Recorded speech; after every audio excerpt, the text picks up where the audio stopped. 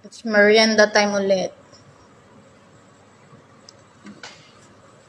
Para siyang kubos, pero may palaman sa loob. Kaya masarap. Parang may condense sa loob. Sarap talaga yan. Parang siyang hot cake or ano. Pero ang tawag nito ay Manakis. manakis. Yan ang sarap. Yan sarap. O, di ba masarap? Natikman mo? Lahat ng niluluto niya ay ako lang ang laging umuubos. Number 1. Isang buwan pa lang ako dito. Yung madamit ko naninikip na.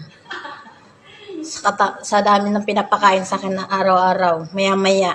Iba-iba.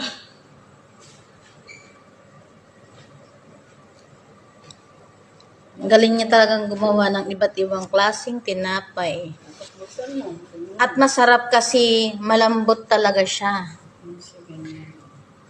Hindi siya bigla natiga.